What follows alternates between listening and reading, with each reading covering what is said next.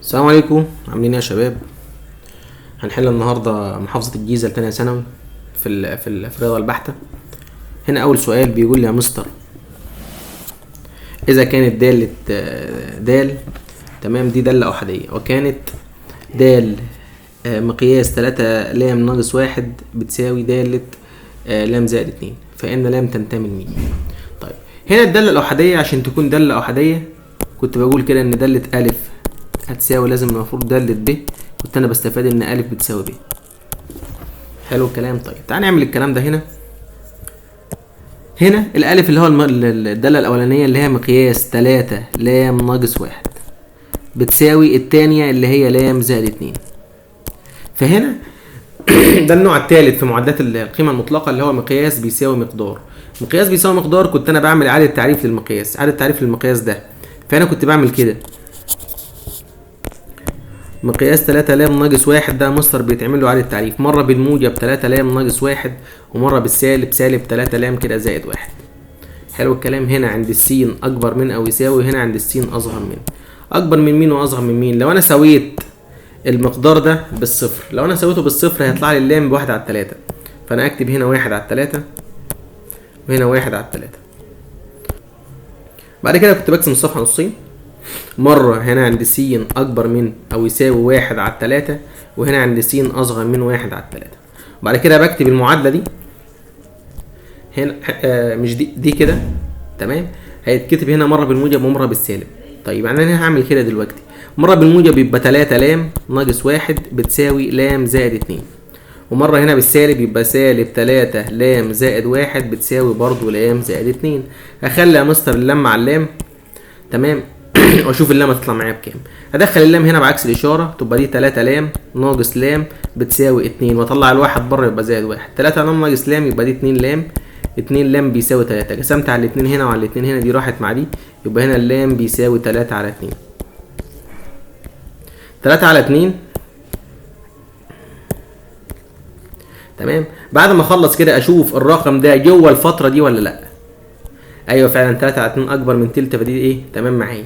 طب الناحيه التانية هدخل برضو اللام مع اللام، يبقى سالب 3 لام سالب لام بيساوي 2 سالب 1. طلعت ايه، خليت اللامات مع بعض والارقام مع بعض، هيبقى سالب 2 لام بيساوي 1. تمام. دي سالب 4 لام.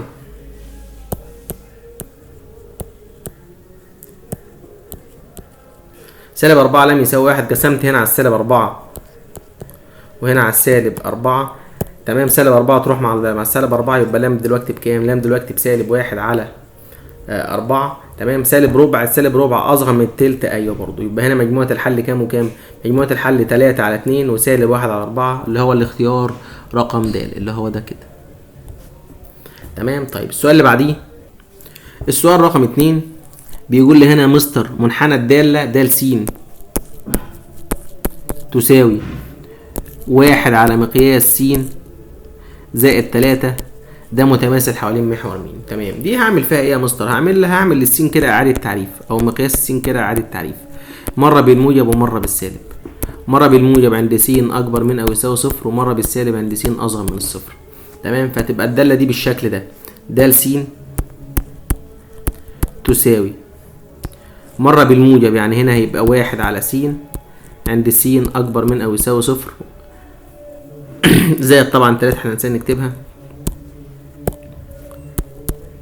زائد 3 هنا عند س اكبر من او يساوي صفر، ومره عند سالب 1 على س زائد 3 برضو هنا عند س اصغر من الصفر. حلو. طب لو احنا عايزين نرسم الداله دي هترسم ازاي؟ ترسم كده، دي الشبكه التربيعيه بتاعتي، ده محور السند كده وده محور الصادات،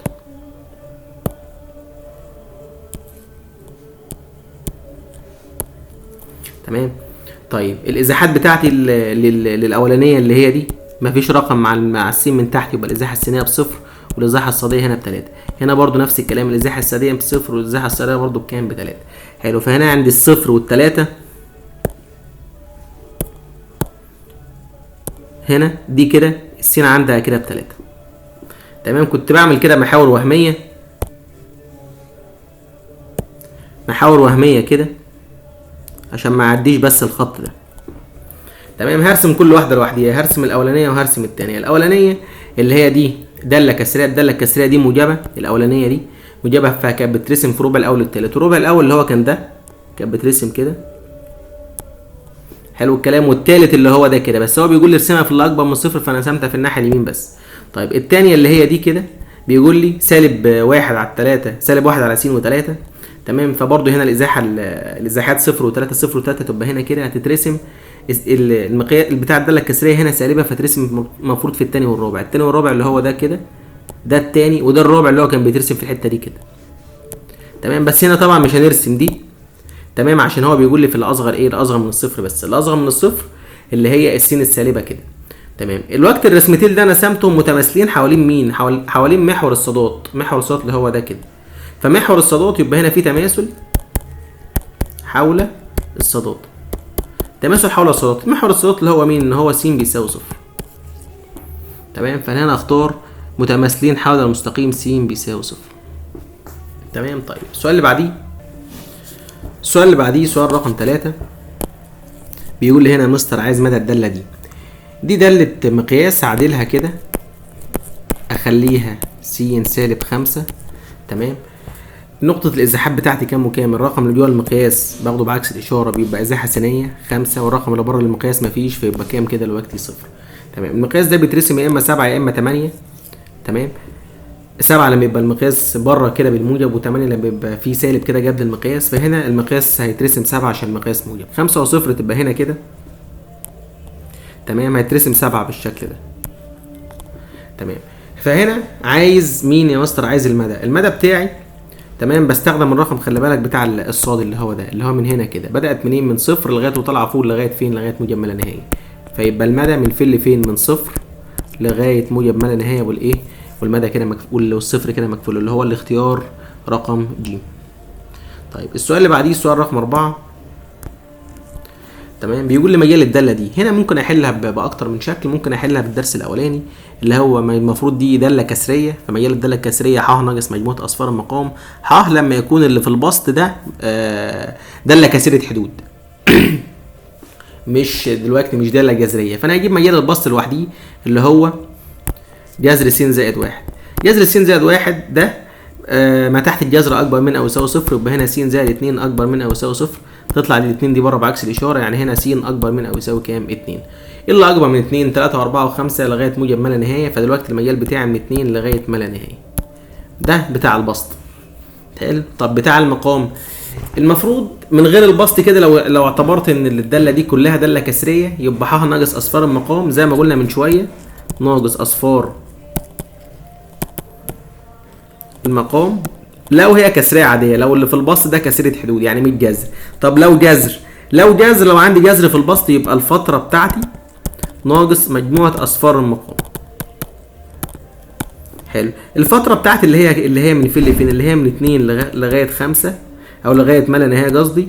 تمام. ناقص اصفار المقام. اصفار المقام لما تساوي المقام بصفر يبقى بكام دلوقتي؟ ب4. فدي هتبقى المجال بتاعي. تمام. اللي هي سالب 2. ايه ده؟ المفروض ده 1 انا معلش غلطت. يبقى ده 1 وده 1 وده 1 وده كده 1. يبقى من سالب 1 لغايه ما لا نهايه ناقص كام؟ ناقص المجموعه 4. ايه ده؟ دي سالب 1. معلش يا شباب، انا بس ايه سرحت شويه. يبقى ده سالب 1 وهنا كده سالب 1 وهنا دي كده سالب 1 وهنا كده برضه سالب 1. يبقى من سالب 1 لغايه ما لا نهايه لغايه المجموعه كام؟ لغايه المجموعه 4. تمام. فهنا الاختيار رقم أ. تمام. معلش انا بصور من بدري جدا، فاكتر من فيديو فاكتر من محاضره ساعه، فانا دماغي فصلت شويه. طيب نشوف السؤال اللي بعديه. هنا السؤال رقم 5 بيقول لي هنا اذا كانت داله س بتساوي الجذر التكعيبي لس زائد 1 ور س بتساوي س زائد 1، عايز ر تركيب د 7. طيب هنا ر تركيب د س، بعمل كده الداله الاولانيه اللي هي اسمها ر. تمام. ر اللي هي س زائد 1، الس دي بخليها قوس زائد 1. تمام. واكتب جوه القوس الداله الثانيه اللي هي الجذر التكعيبي لس زائد 1. تمام. فتبقى كده دلوقتي الجذر التكعيبي لس زائد 1 زائد 1. تمام. بعد كده هعوض مكان الس بكام؟ ب7. ر تركيب د 7. اشيل السين يا مستر اكتب مكانها 7، يبقى هنا الجذر التكعيبي ل7 زائد 1 زائد 1 اللي من بره، 7 و1 8، جذر التكعيب بتاع ال8 2، يبقى 2 زائد 1، يبقى الكلام ده بيساوي كام دلوقتي؟ 3. هنا هختار 3. السؤال اللي بعديه فكرة عالية جدا جدا، فكرة حلوة خالص. بيقول لي هنا إذا كانت لوغاريتم س للأساس ب بيساوي 5. تمام، عاوز المقدار ده بيساوي كام؟ طيب المقدار اللي هو مديهولك ايه يا مستر؟ بص كده، تعال نكتبه. لوغاريتم س للأساس ب اللي هي بتساوي 5 زائد لوغاريتم س أس 4 للأساس ب أس 4 زائد لوغاريتم س أس 5 للأساس س أس 5 زائد لوغاريتم س أس ن أس ن للأساس س أس ن. هعمل ايه في دي يا مستر؟ بص كده، همسك كل واحدة لوحديها اللي هي لوغاريتم س أس 4 للأساس ب أس 4. هعمل فيها ايه؟ هفصلهم كده عن بعض. هفصلهم عن بعض ازاي؟ يعني اخليها كده لوغاريتم س أس 4 على لوغاريتم ب أس 4 اللي هي خاصية من ضمن خواص اللوغاريتمات. طيب بعد كده بعمل ايه؟ الأربعة بتاعت الأس دي ترجع لورا فوق وتحت، يعني ده بيساوي دلوقتي 4 لوغاريتم س على 4 لوغاريتم ب. تمام، هنا الأربعة تروح مع الأربعة، يبقى الكلام ده بيساوي مين دلوقتي؟ الكلام ده بيساوي لوغاريتم س على لوغاريتم ب. لوغاريتم س على لوغاريتم ب ارجعها للاصل بتاعها اللي هو لوغاريتم س للاساس ب. تمام، فده معناه ان لوغاريتم س اس 4 للاساس ب اس 4 بيساوي لوغاريتم ب للاساس س. تمام، اللي هي شبه الاولانيه اللي هي بكام برضو؟ ب5. سواء بقى 4 5 6 اي حاجه هتساوي برضو لوغاريتم س للاساس ب. تمام، فدلوقتي هعوض في المعادله دي. لوغاريتم س للاساس ب اول واحده طلعت بكام؟ خلاص هو مديها لي ب5. تمام، زائد لوغاريتم س اس 4 للاساس ب اس 4 انا جبتها بكام؟ بلوغاريتم س للاساس ب اللي هي برضو بكام؟ ب5. تمام، زائد لوغاريتم س اس 5 للاساس س اس 5 نفس الكلام هتطلع كده برضو، هتطلع لوغاريتم س للاساس ب اللي هي برضو بكام؟ ب5. تمام، هنا برضو نفس الكلام هتطلع برضو بكام؟ ب5. اي حاجه اي واحده فيهم هتتعمل بنفس الشكل هتديك برضو 5. يبقى هنا 5 و5 10 و5 15 و5 الثانيه كام؟ 20. يبقى دي بكام دلوقتي؟ ب20 اللي هو الاختيار د. مسألة حلوة جدا المسألة دي. طيب السؤال اللي بعديه السؤال رقم 7. السؤال رقم 7 هنا يا مستر هعمل فيه ايه؟ هنا مديني أول واحدة دالة س بتساوي 4 أس س. حلو، فلو مديني ادي دالة س بتساوي 4 أس س. طب المقدار اللي هو مديهولي مديني دالة 2 س. تمام، سالب 12 في دالة س سالب 1. تمام، سالب دالة 1. الكلام ده هو بيقول لك بيساوي 0. طب هعمل ايه؟ انا هستفيد من دي اللي هو مديها لي دي، هستفيد بقى هنا في المعادله دي. دالة 2 س يعني انا اشيل الس اكتب مكانها 2 س، تبقى دي 4 اس 2 س. تمام، سالب 12 في دالة س سالب 1 اخليها 4 اس س سالب 1. تمام، بعد كده ناقص دالة 1. دالة 1 انا هخليها 4 اشيل الس اكتب مكانها 1. الكلام ده بيساوي كام يا مستر؟ بيساوي 0. طيب 4 اس 2 س. تمام، انا ممكن اخليها 4 اس س الكل اس 2 عشان استفاد بحوار التحليل ده. ناقص 12 4 اس س سالب 1 دي انا ممكن اخليها 4 اس س في 4 اس سالب 1. تمام، ناقص 4 اس 1 اللي هي بكام دلوقتي يا مستر؟ اللي هي بكام؟ ب4. الكلام ده بيساوي كام برضو؟ 0. تمام، طب تعال نكمل. دي 4 اس س الكل اس 2 سالب 12 دي 4 اس، بص ادي 12 في 4 اس سالب 1. 4 اس سالب 1 اللي هي بربع، يبقى 12 على 4 فيها 3، يبقى دي 3 في 4 اس س سالب برضو كام؟ 4. الكلام ده بيساوي كام؟ بيساوي 0. تمام، لو شايف ان الدنيا ممكن تزاولك شويه انت سميلي 4 اس س دي هسميها اسمها صاد يا مستر. حلو، فتبقى دي صاد اس 2 ناقص 3 صاد ناقص 4 بيساوي 0. هتبقى مقدار ثلاثي بسيط وهعرف احللها بالشكل ده. هنا صاد تربيع تبقى صاد وصاد عايزين عددين ضربهم 4 طرحهم 3 1 في 4 اشاره الحد الاخير سالب يبقى الاشارتين مختلفتين الكبير ياخد اللي في النص ده سالب وده موجب. لما تساوي ده بالصفر يبقى هنا الصاد بكام؟ الصاد بيساوي سالب 1. لما تساوي ده بالصفر يبقى هنا الصاد بكام؟ الصاد ب4. طيب نكمل. هنا وصلت لغايه صاد بتساوي سالب 1 وصاد بتساوي 4. هشيل بقى الصاد احط قيمتها اصلا الاصليه اللي هي كانت كام؟ 4 اس س. 4 اس س هنا بيساوي سالب 1. طبعا 4 اس س ما ينفعش يساوي عدد سالب، لما تبقى كده اس جزء كده اس داله اسيه ما ينفعش يساوي عدد سالب، فدي كده مرفوضه. تمام. طيب هنا 4 اس س هيساوي 4. 4 دي تبقى اس كام؟ اس 1. الاساس بيساوي الاساس يبقى الاس بيساوي الاس، يبقى هنا الس هتساوي كام دلوقتي يا مستر؟ الس هتساوي 1. فهنا هختار المجموعه 1. تمام. بعد كده السؤال رقم 8. السؤال رقم 8 هنا بيقول لي عايز مجموعه حل المعادله دي. هو مديني المعادله بالشكل ده، ادي لوغاريتم س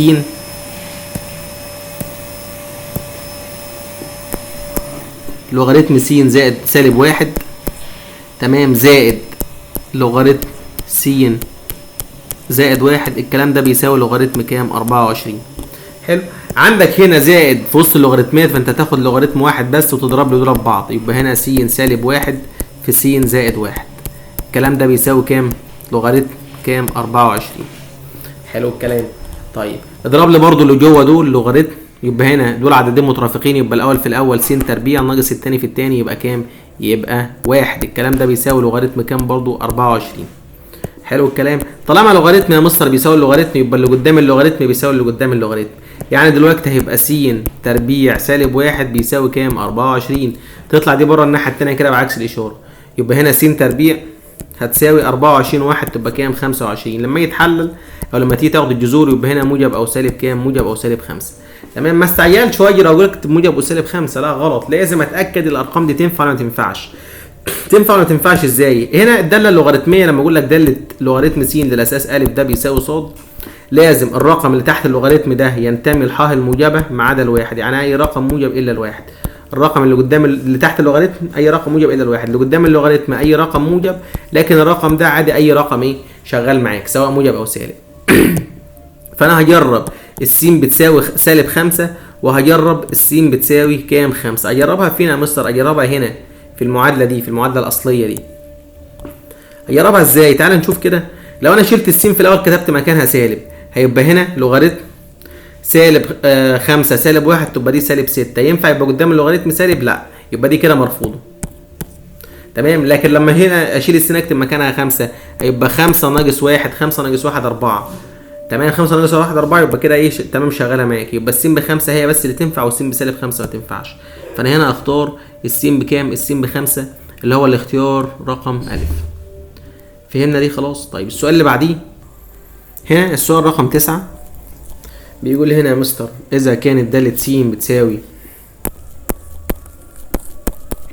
س تربيع سالب 2 س زائد 1، وبيقول لك ان الس اكبر من او يساوي 1. طيب دي ممكن اعمل فيها ايه؟ هو عايز الداله العكسيه بتاعتها، عايز داله اس سالب 1 س. هعملها ازاي يا مستر كده؟ تعال نشوف. هنا ادي داله س دي اللي هي اسمها ص اصلا. ده زي ما قلنا من شويه ده مقدار ثلاثي مربع كامل. الاول ليه جذر تربيعي اسمه س، اشاره النص تنزل والواحد ينزل. لما تضرب لما تيجي تفك ده قوس اس 6 لما تيجي تفكه هيديك اللي فوق ده. حلو الكلام. انا دلوقتي لما تبقى س اكبر من او يساوي 1 لو جيت عوضت مثلا باي رقم 1 مثلا او اكبر من 1 هيديك برضو الصاد موجبه. يعني هنا لو عوضت مكان السين ب 2 مثلا هيديك 2 ناقص 1 1 تربيع ب1 يعني ده برضو موجب. فهنا هتبقى الصاد برضو اكبر من او يساوي 1. هعمل حاجه يا مستر اسمها تبديل المتغيرات. تبديل المتغيرات. يعني ايه تبديل المتغيرات؟ يعني شايف الداله دي هتشيل الصاد تكتب مكانها س وتشيل الس تكتب مكانها صاد. يعني هنا هخلي دي كده ادي س تساوي صاد ناقص 1 لكل تربيع، وعايز الصاد بعد كده. طب اعدلها كده هتبقى صاد ناقص 1 لكل تربيع بيساوي س. حلو الكلام. انا دلوقتي عايز الصاد بكام؟ عايز اخلص من الاس ده. عشان اخلص من الاس اخد الجذر بتاع الطرفين. تمام. يعني هنا صاد تساوي 1 او صاد ناقص 1 بتساوي، المفروض بكتب الموجب والسالب لمين؟ للسين. حلو. بس احنا جايين هنا ايه سواء بدلنا متغيرات، يعني انا بدلت دول ده مكان ده وده كده مكان ده، كده كده السين موجبه والصاد موجبه، فانا مش عاوز مين، مش عاوز السين السالبه خالص. يبقى هنا صاد زائد واحد بتساوي موجب جذر س، او صاد سالب واحد بتساوي موجب جذر س. يبقى دلوقتي الصاد تساوي، هطلع الواحد بره الناحيه التانيه بعكس الاشاره، يبقى جذر س زائد واحد. الصاد دي اصلا اللي هي داله اس سالب واحد س، اللي هي الداله العكسيه، بتساوي جذر س كده زائد كام، زائد واحد. يبقى كده دي الداله العكسيه بتاعتي، فانا هختارها من هنا اللي هو الاختيار ب. طيب السؤال رقم 10. هنا ده تفاضل نهاية عندما السين تقول لكام، تقول لخمسة. س تربيع سالب 25 على الجذر التربيعي لس سالب واحد تمام سالب 2.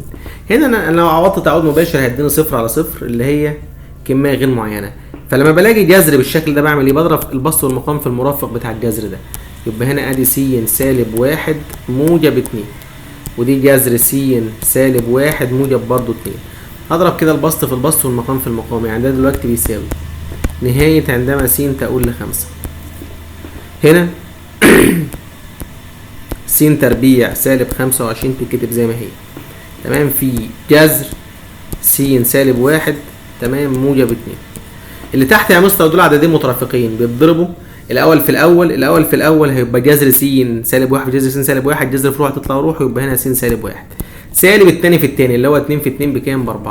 يبقى ده القوس ده اسمه س سالب 5. حلو الكلام. طيب المفروض القوس اللي لازم اختصره اللي هو س سالب 5 لازم يظهر لي في البسط وفي المقام. طيب تعال نشوف س تربيع سالب 5 دي. س تربيع سالب 5 ده هحللها اصلا، هحللها فرق بين مربعين، هتبقى كده. بص لو انا مسحت ده كده خلاص هيبقى كده دلوقتي.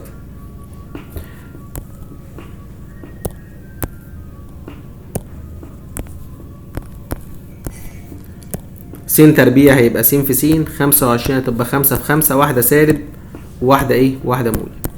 تمام انا عايز اختصر س سالب 5 هي اللي بتخلي لي فيها اصفار. يبقى دلوقتي اللي فاضل لي ادي نهاية عندما س تقول لخمسة س زائد 5 في جذر س سالب واحد موجب 2. هنا باجي اشيل السين اكتب مكانها كام، اكتب مكانها 5. هنا هيبقى 5 زائد 5 10 في جذر 5 ناقص 1 يبقى جذر كام، جذر 4 زائد 2 تمام. ادي 10 جذر 4 اللي هي الاتنين زائد 2، 2 و2 4، 4 في 10 يبقى بكام دلوقتي، ب40. فانا هنا اختار 40 اللي هو الاختيار رقم أ. طيب السؤال اللي بعديه سؤال رقم 11. بيقول لي هنا في السؤال رقم 11 نهاية عندما س تقول لصفر 4 ج س زائد ظ 6 س على 2 س تكعيب زائد 5 س في جتا 3 س. هنا النهاية تقول لصفر فانا لازم استخدم ج س على س، لازم تبقى مقام الج ومقام الظ في س تمام. الجتا دي بعوض فيها تعويض مباشر على طول. طيب يعني انا هعمل كده دلوقتي، ادي نهاية عندما س تقول لصفر تمام. 4 ج س هقسمها على س يبقى 4 ج س على س تمام، زائد ظ 6 س هقسمها على س برضو تمام، على 2 س تكعيب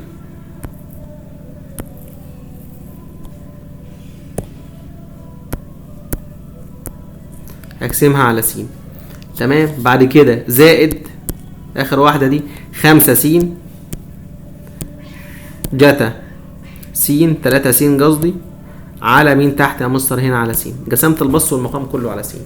طيب لما تيجي تقسم البسط والمقام على س وتعوض بقيمه النهايه يبقى كده ج س على س دي كانها معامل الس على معامل الس، يعني هنا فاضل لك 4 يبقى دي كده بتساوي 4 زائد ظ 6 س على س برضو تاخد معامل السين 6 على 1 فيها 6، وتحت هيبقى 2 س تربيع عشان السين تكعيب على السين فيها س تربيع زائد دي السين دي تروح مع السين دي يبقى فاضل لك كام، فاضل لك 5. جتا 3 س لما تشيل السين تكتب مكانها صفر يبقى 3 صفر، يبقى 3 صفر ب 3 في صفر بصفر يبقى جتا صفر اللي هي بكام، بواحد تمام. طيب هنا ادي النهايه اهي،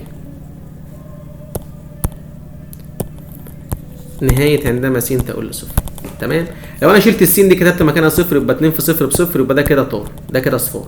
فاضل لك ايه دلوقتي في البسط، فاضل لك 4 زائد 6 10 على صفر زائد 5 في 1 ب5 5 يبقى 10 على 5 فيها الكام؟ فيها الاتنين، فدي كده بتساوي 2. السؤال اللي بعديه سؤال رقم 12. السؤال رقم 12 يا مستر، هنا نهاية عندما س تؤول إلى ما لا نهاية. المسألة مكتوبة كده 4 س تربيع زائد 6 على 2 س زائد 1 الكل أس 2. هنا أنت بتشوف طبعا هنا نهاية عندما س تؤول إلى ما لا نهاية. السين تؤول إلى ما لا نهاية أنت بتشوف ضرية البسط وضرية المقام. هنا ضرية البسط يعني أكبر س في البسط كام؟ أكبر س في البسط أس 2 اللي هي دي. وأكبر س في المقام كام؟ دي س بس أس 2 أهي. يبقى دي كده برضو س أس 2 وس أس 2. لما تبقى بالشكل ده باخد معامل السين اللي فوق على معامل السين اللي تحت. معامل السين اللي فوق كام؟ 4 على معامل السين اللي تحت دي كام؟ دي أصلا 2 بس أس كام؟ 2 أس 2 برضو ب4. يبقى 4 على 4 فيها الكام دلوقتي؟ فيها الواحد. فأنا هنا أختار كام؟ 1. طيب انا نسيت السؤال رقم 12 هحله دلوقتي. تعالى نحل السؤال. انا دخلت على 13 على طول. طيب يبقى دي كده 13.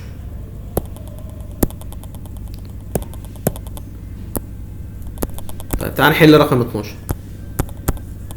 رقم 12 بيقول لك نهاية عندما س تؤول لصفر 5 زائد 2 س الكل أس 5 ناقص 3125.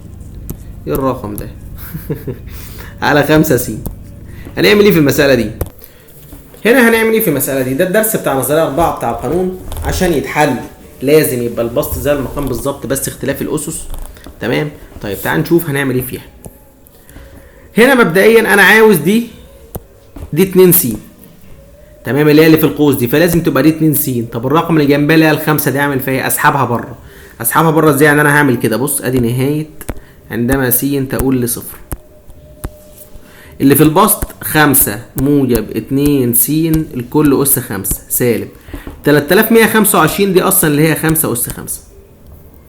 حلو الكلام. طيب انا عايز تحت في المقام زي ما دي 2 س اكتب دي 2 س برضه. طب الخمسة وديتها فين؟ الخمسة سحبتها بره كده في المقام. حلو الكلام. وحطيت مكانها 2. طب انا ينفع احط 2 كده من دماغي؟ لا، زي ما ضربت في المقام في 2 اضرب البسط برضه في 2. الاتنين تتكتب كده في البسط.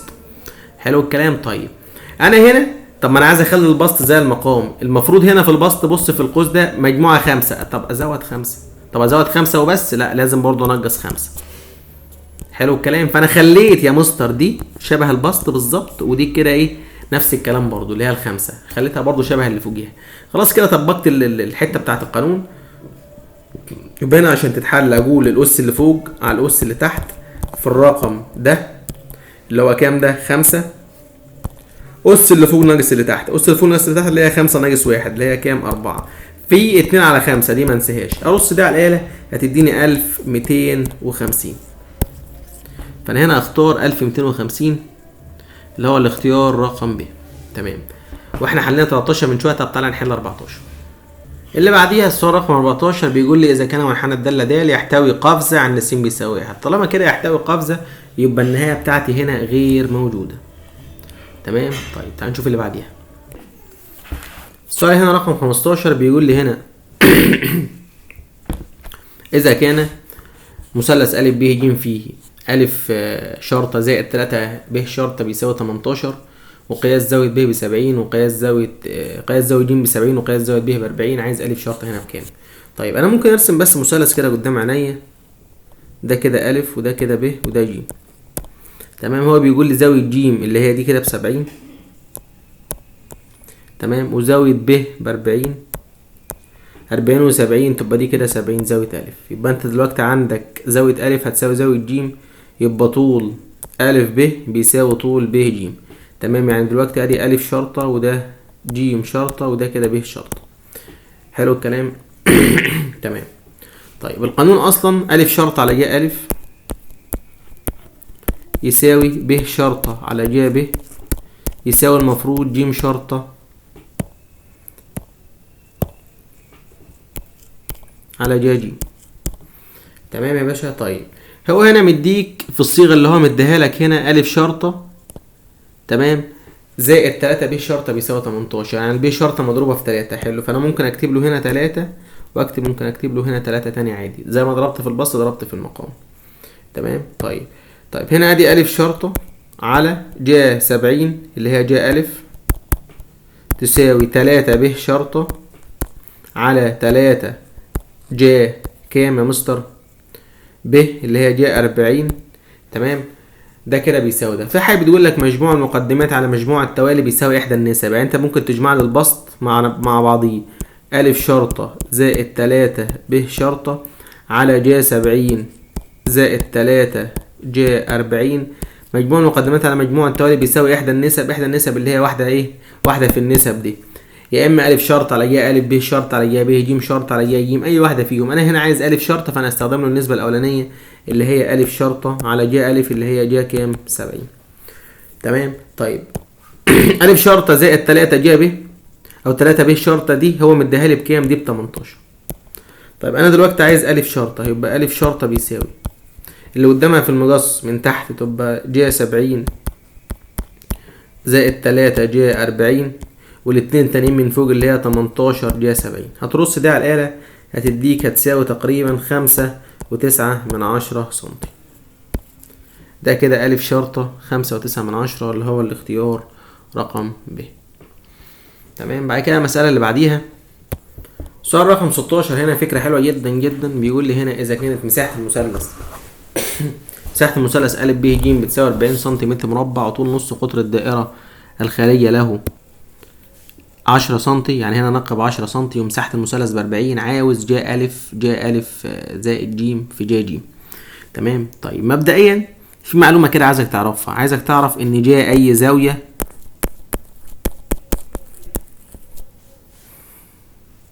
بتساوي ج المكملة لها. المكملة ايه لها؟ يبقى ج أي زاوية بتساوي ج المكملة لها. يعني مثلا ج 30 هتساوي ج المكملة لل30 اللي هي ج 150 عشان يبقى مجموع الاتنين دول مع بعض ال30 وال150 180. طيب لو انا عندي مثلث اسمه أ ب ج أ ب ج بالشكل ده، مجموع الثلاث زوايا كام؟ 180. تمام.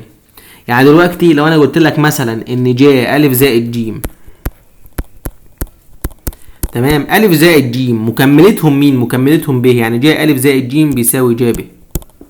تمام. فالمقدار اللي هو مديهولك اللي هو ده ج أ في ج أ زائد ج في ج ج، ده معناها يقصدوا كده ج أ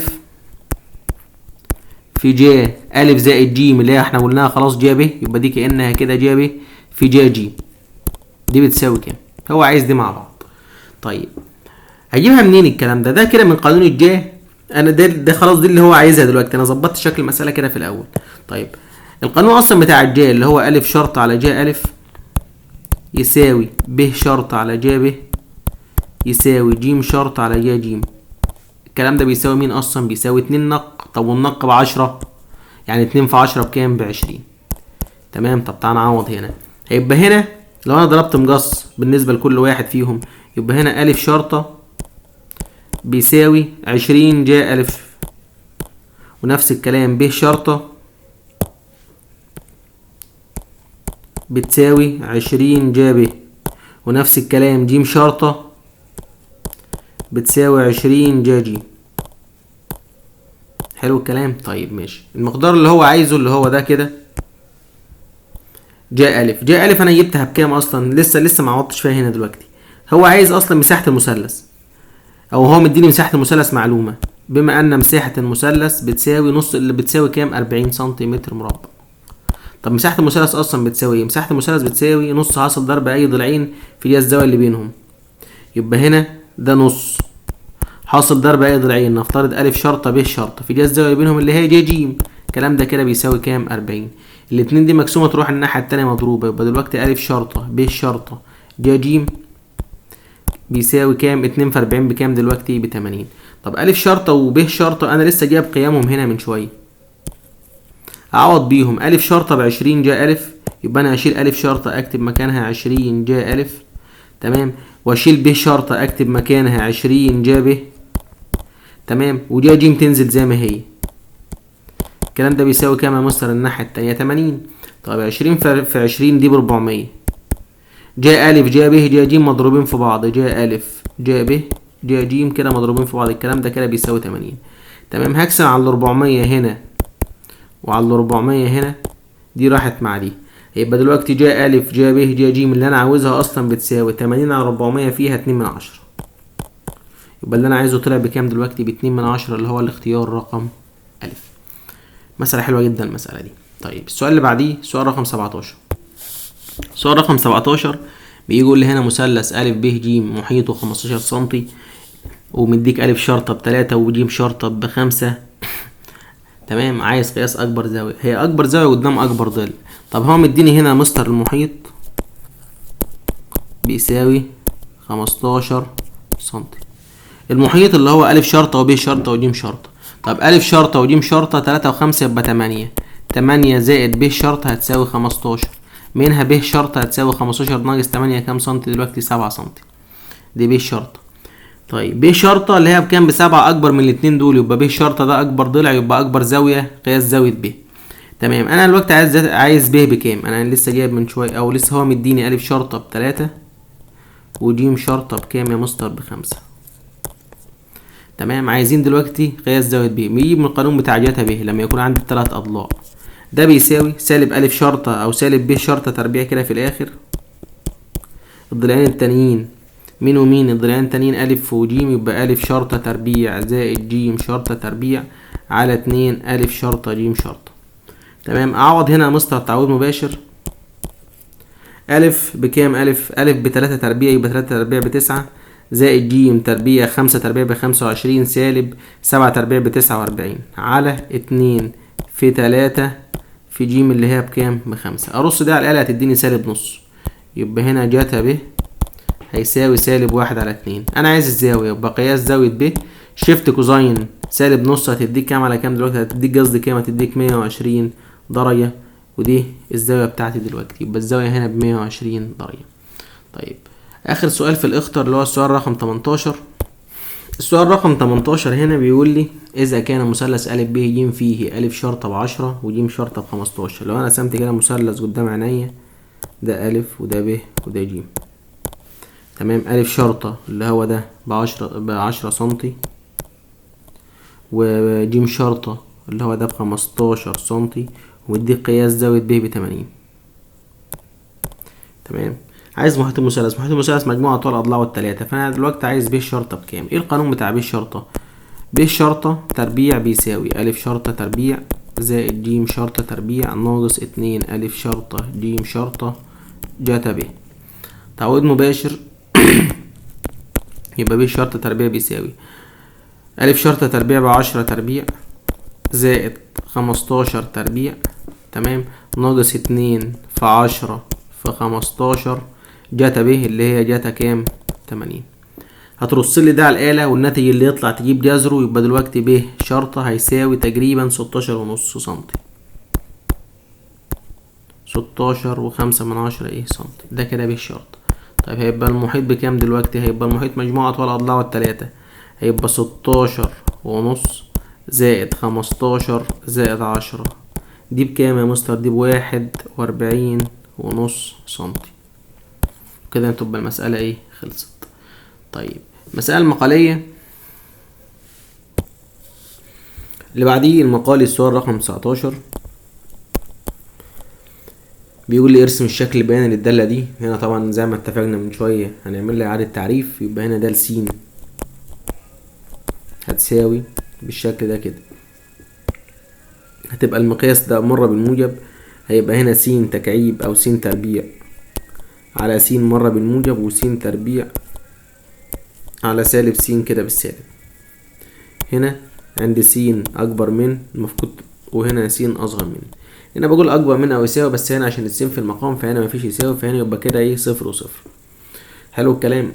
س تربيع على س يبقى دي س موجبة، ودي كده ايه؟ سالب س. هنا عند السين أكبر من الصفر، وهنا عند السين أصغر من الصفر. عايزين نرسم دي الشبكة التربيعية. دي كده دالة خطية. هنا الصفر نفسه مش موجود. دالة خطية لما تبقى السين بواحد تبقى الصاد بواحد فهترسم كده، ودي كده برضه هترسم كده، اللي هي الأولى ودي التانية. تمام. الأولى اللي هي س دي رسمتها، ودي اللي هي سالب س دي كده الرسمة بتاعتها. حلو الكلام. طيب عايزين نجيب المجال. هو عايز هنا، عايز من الرسم، عايز المدى طبعا من محور الصادات من صفر لما لا نهاية، من صفر لغاية ما لا نهاية، والصفر مفتوح عشان هنا الصفر نفسه مش موجود. تمام. بعد كده عاوز الاطراد التناقصية من سالب ما لا نهاية لغاية صفر تناقصية، وبعد كده من صفر لغاية موجب ما لا نهاية تزايدية. تمام. وعايز ايه تاني؟ وعايز نوع الدالة من حيث كونها زوجية او فردية. طبعا هنا الدالة زوجية عشان في تماثل حول محور ايه؟ حول محور الصادات. تمام. اخر مسألة في الامتحان